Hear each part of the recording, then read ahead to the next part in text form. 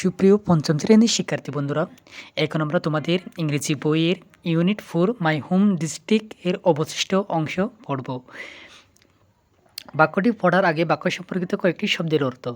দেয়ার আর আছে, মেনি অনেক, ট্যুরিস্ট পর্যটক, অ্যাট্রাকশন আকর্ষণ, ইন মধ্যে, Kishoreganj.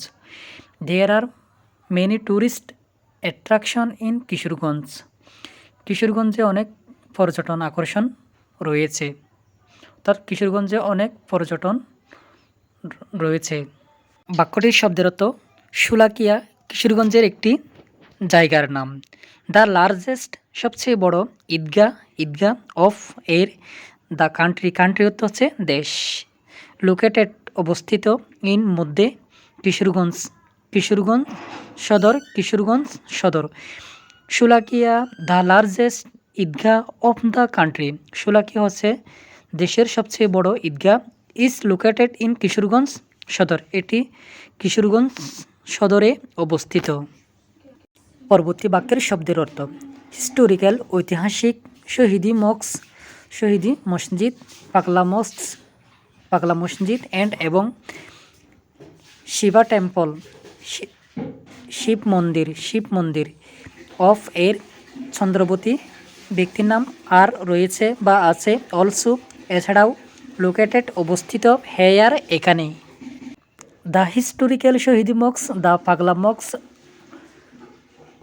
The Shiva temple of Chandrabati are also located hair.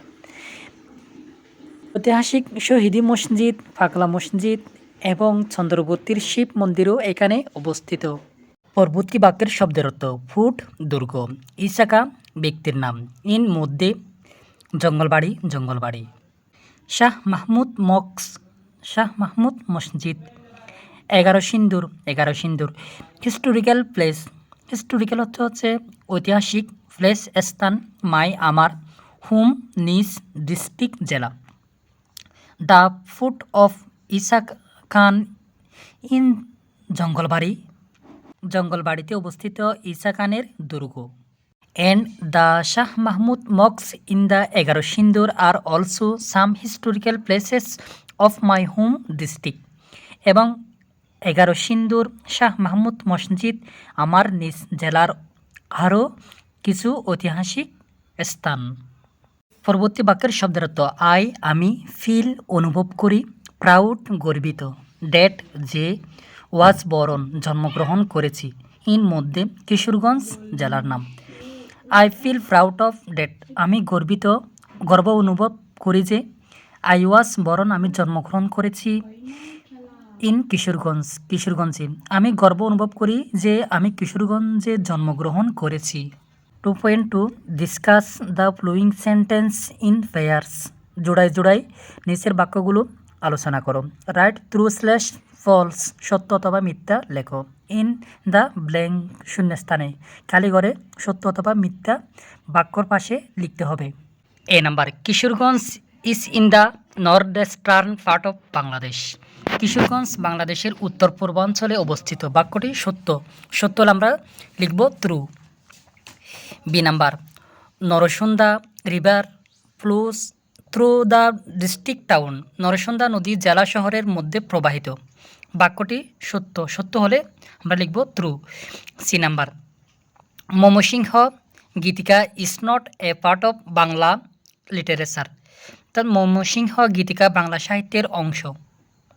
বাক্যটি মিথ্যা হলে লিখতে হবে false. D number: Sukumar Ray is a popular children's book writer. Sukumar Ray একজন জনপ্রিয় শিশু সাহিত্যিক। রাইটার অর্থ হচ্ছে সাহিত্যিক বা লেখক। চিলড্রেন শিশু। বাক্যটি হচ্ছে সত্য হলে আমরা লিখব true. E number: Sholakia is the only tourist attraction of Kishoreganj. কিশোরগঞ্জে শোলাকিয়া ছাড়াও আরও পর্যটনের স্থান রয়েছে। বাক্যটি মিথ্যা হলে লিখতে হবে ফলস। প্রশ্নগুলোর উত্তর দাও। A number: what is the Sholakia famous for. শোলাকিয়া কী জন্য বিখ্যাত? উত্তর: Sholakia is famous for the largest Eidgah of the country. Sholakia দেশের সবচেয়ে বড় ঈদগাহের জন্য বিখ্যাত। B number, where is the fort of Isa Khan located? Isa খানের দুর্গ কোথায় অবস্থিত? হোয়ার অর্থ হচ্ছে কোথায়, ফোর্ট অর্থ হচ্ছে দুর্গ, লোকেটেড অবস্থিত। অর্থাৎ এখানে বলা হলো ঈসা খান দুর্গ কোথায়?